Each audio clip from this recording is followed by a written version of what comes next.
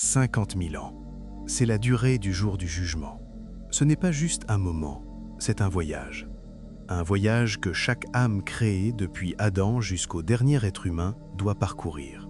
Le prophète Mohammed, paix et bénédiction sur lui, a expliqué en commentant la sourate 70, verset 4, que les gens se tiendront debout devant le Seigneur des mondes pendant une demi-journée, mais cette demi-journée est égale à 50 000 ans. Imaginez-vous debout, immobile, pendant une période plus longue que toute l'histoire de l'humanité, attendant simplement que le jugement commence. Mais voici la vérité qui doit toucher votre cœur. Pour le croyant, ce temps paraîtra aussi court qu'entre les prières du Duhar et de l'Asr. En revanche, pour l'hypocrite et le mécréant, chaque seconde de ces 50 000 ans sera ressentie. Où vous tiendrez-vous sur cette chronologie ? À la fin de cette vidéo, vous marcherez à travers les 7 étapes terrifiantes du jour le plus important de votre existence, du premier souffle de la trompette jusqu'à la traversée du pont plus fin qu'un cheveu. Ceci n'est pas de la spéculation, ceci est une chronologie visuelle de l'invisible. Commençons la chronologie. Étape 1. La trompette. Le prophète, paix soit sur lui, a décrit la trompette comme une corne de lumière. En ce moment même, l'ange Israfil la tient contre ses lèvres, le regard fixé vers le trône, attendant l'ordre divin. Quand le premier souffle retentira, le souffle de l'affoudroiement, le Coran nous dit dans la sourate Az-Zumar que tout ce qui se trouve dans les cieux et sur la terre tombera foudroyé, à l'exception de ceux qu'Allah voudra épargner. Puis, le silence. Un silence absolu. Pendant 40, les récits ne précisent pas s'il s'agit de jours, de mois ou d'années, l'univers sera vide. Vient ensuite le second souffle, la résurrection. Les âmes rejoindront leur corps, vous sortirez de votre tombe en secouant la poussière de votre visage. Mais la terre sous vos pieds ne sera plus la même. Comme Allah le dit dans la sourate Ibrahim, ce sera le jour où la terre sera remplacée par une autre, une plaine blanche, immense et parfaitement plane. Pas de repères, pas de montagnes et surtout aucune cachette. Étape 2. Le rassemblement. Vous regarderez autour de vous et verrez des milliards d'êtres humains. Le prophète, paix et salut sur lui, a dit « Les gens seront rassemblés pieds nus, nus et non circoncis ». En entendant cela, notre mère Aïcha, qu'Allah l'agrée, s'est inquiétée. « Ô messager d'Allah, les hommes et les femmes seront-ils ensemble? Ne vont-ils pas se regarder les uns les autres ?» Le prophète lui répondit « Ô Aïcha, la situation sera bien trop terrifiante pour qu'il s'en soucie. Arrêtez-vous un instant et réfléchissez. Imaginez une peur si intense, un choc si profond que vous ne réalisez même pas votre propre nudité. Ce jour-là, vous n'aurez pas de bagages, pas de téléphone, pas de compte bancaire. Vous vous tiendrez là, dépouillé de tout, avec pour seule richesse vos actions. Étape 3. Le soleil et la sueur.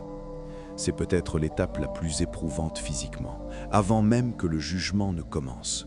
Le prophète, paix et salut sur lui, a dit « Le soleil sera rapproché de l'humanité le jour de la résurrection, jusqu'à ce qu'il ne soit plus qu'à la distance d'1 000. » Aujourd'hui, le soleil se trouve à environ 150 millions de kilomètres, 93 millions de miles, et nous nous plaignons déjà de la chaleur. Imaginez-le à seulement 1 000 au-dessus de vos têtes. Un hadith dans Sahih Muslim nous apprend que les gens seront submergés par leur propre sueur, selon la gravité de leurs actes. Pour certains, elle montera jusqu'aux chevilles. Pour d'autres, aux genoux. Pour d'autres encore, à la taille. Et pour certains, le prophète sallallahu alayhi wa sallam a précisé, en pointant sa propre bouche, que la sueur les bridera. Ils se noieront littéralement dans le fruit de leur péché. Mais regardez le contraste. Au milieu de cette fournaise, un groupe de privilégiés se tient dans une ombre fraîche, l'ombre du trône d'Allah. 7 catégories de personnes y auront accès, dont le dirigeant juste et le jeune homme qui a grandi dans l'adoration d'Allah. Posez-vous la question avec une honnêteté totale. Si le soleil descendait aujourd'hui, seriez-vous en train de vous noyer ou seriez-vous à l'ombre ? Avant de passer à l'étape 4, si ce rappel a touché votre cœur, ne l'ignorez pas. Partagez-le tant que vous le pouvez encore. Étape 4. La présentation des actions. L'attente est terminée. Le ciel s'anime. Les livres s'envolent. Chaque parchemin est le registre exact de votre vie. Chaque mot, Chaque regard, chaque murmure y est consigné. Le Coran nous interpelle. Lis ton livre. Aujourd'hui, tu suffis à toi-même pour te demander des comptes. Sourate Al-Isra. C'est l'instant de vérité absolue. Certains recevront leur livre dans la main droite. Ce sont les victorieux. Leurs visages rayonneront et ils retourneront vers les leurs comblés de bonheur. Mais les autres, qu'Allah nous en préserve, ils recevront leur registre dans la main gauche ou par derrière leur dos.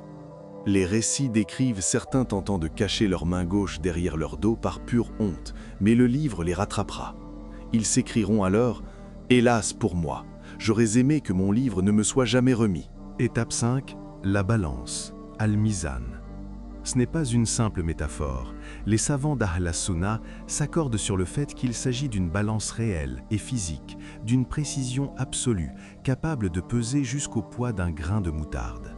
D'un côté, vos prières, vos jeûnes, vos aumônes.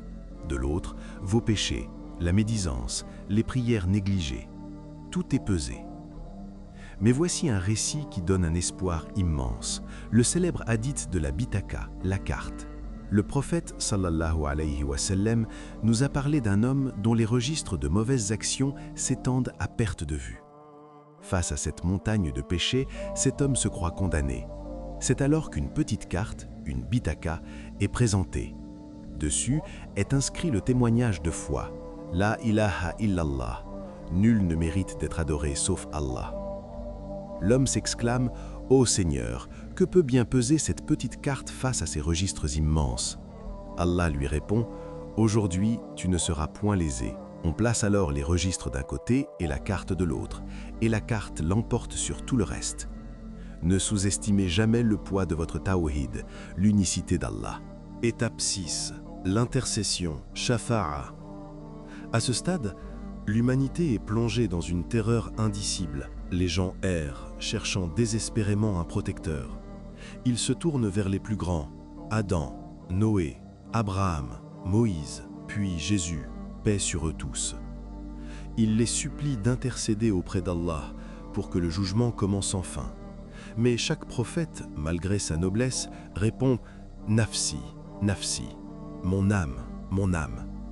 Ils sont saisis par une telle crainte révérentielle qu'ils n'osent avancer, jusqu'à ce qu'ils arrivent devant le prophète Mohammed sallallahu alayhi wa sallam. Lui seul se lèvera et dira « Ana laha », je suis prêt pour cela.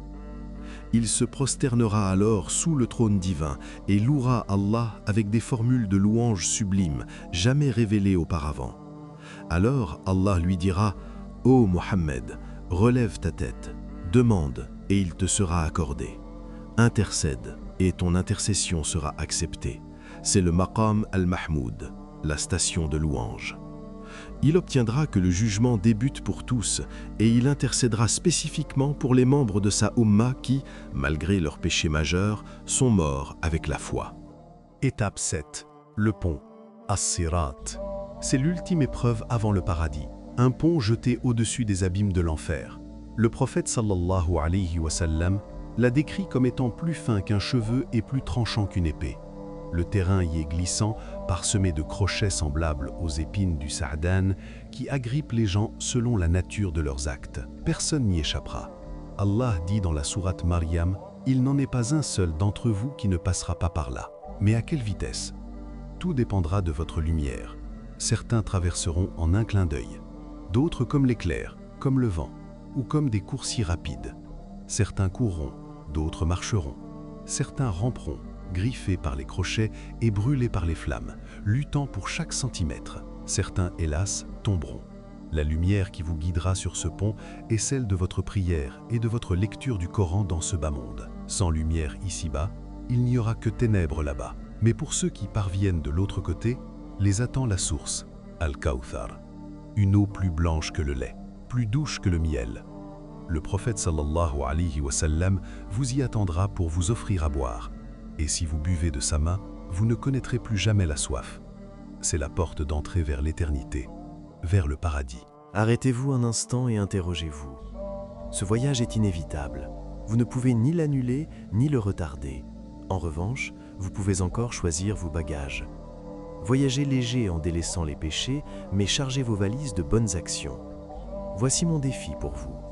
Revenez sur cette vidéo dans exactement 3 mois. Laissez un commentaire pour me dire, avez-vous ajouté du poids à votre balance de biens?